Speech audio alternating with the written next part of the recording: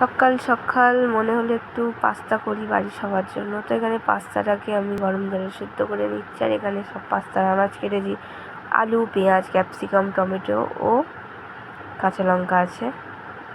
এখানে আমি পাস্তাটা সেদ্ধ করে নিয়ে জল ঝরিয়ে নিয়েছি।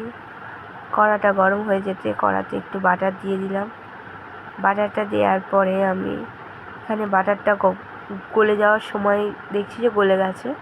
বাটারটা গলে যাওয়ার পরেই আমি এখানে একে একে পেঁয়াজ,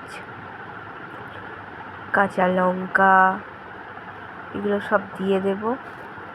দিয়ে বাটারের উপর দিয়ে একটু একটু ভেজে নেব, ভালো করে সেদ্ধ করে নেব। তো এখানে ভালো করে আমি নাড়াচাড়া করে নিয়ে ভালো করে ভাজার প্রস্তুতি করছি। দেখো, ভালো করে ভেজে নিয়ে এতে আমি সামান্য পরিমাণ একটু জল দিয়ে এটাকে চাপা দেবো যাতে একটু সেদ্ধ হয়ে যায়। তো তারপরে সেদ্ধ হয়ে যাওয়ার পরে দেখো আমি এখানে ডিমটা ওতে দিয়ে দিয়েছি। এবারে ওটা আমি ডিমের সাথে ওই মশলাপাতি দিয়ে এটাকে ভালো করে নেড়ে নেবো। কিন্তু এই পাস্তাটা আমি করেছি পুরোপুরি সব বাটারের ওপরে। তো দেখো এত সুন্দর কালার এসেছে। তো ছেলেকে খেতে দিলাম। ছেলে তো খেয়ে বলছে খুব সুন্দর হয়েছে মা, আবার বানাবে। তো আমি ছেলেকে বললাম ঠিক আছে, আবার তোমাকে বানিয়ে দেবো।